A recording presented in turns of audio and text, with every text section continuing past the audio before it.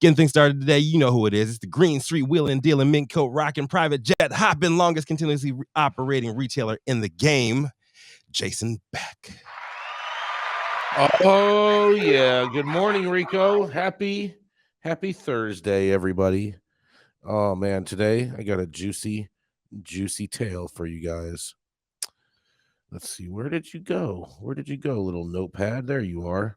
All right, here we go. It's a little doozy for everybody, and everyone's gonna be probably pretty pissed off with this.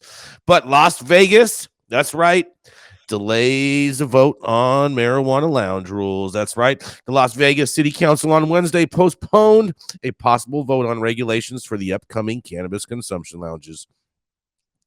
The decision came as a relief to an industry trade group and Nevada provisional license holders who hold that the council that proposed a 1,000-foot distance separation between the lounges and what they described as excessive licensing fees could set the businesses up for failure.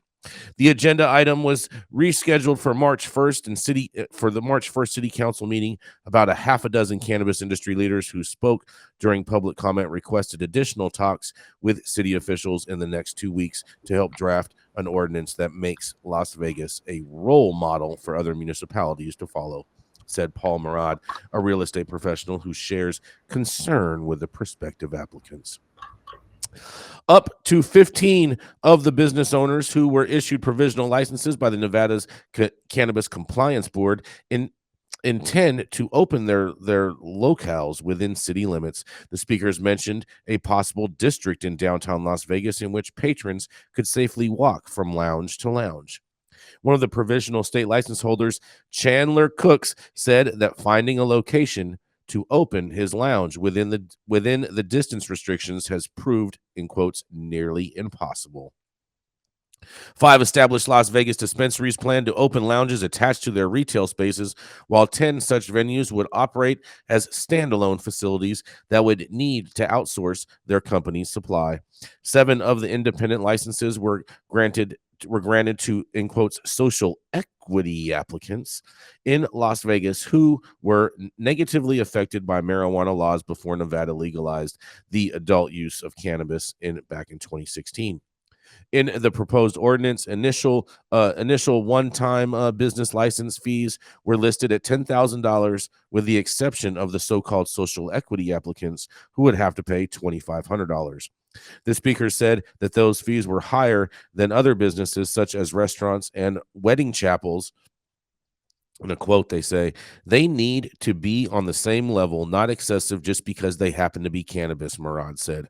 Danny Branikowski, who often frequents the High at 9 News, vice president of the Chamber of Cannabis, said the fees could create further roadblocks and deter applicants who already face financial limitations. Adding these high fees will only add to the insane amount of capital they have to raise, said Tina Ullman, president of the Chamber of Cannabis. And in regards to the distant requirement as being problematic, Branikowski said that the distance requirement forces applicants to find expensive, out-of-the-way, and non-profitable locations that will be hard-pressed to get business.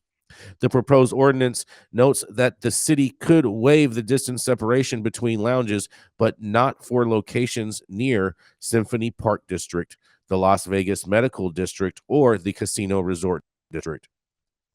The speakers did not challenge those restrictions, which also included a 1,000-foot separation from schools and a 300-foot distance from other public spaces, such as parks, religious institutions.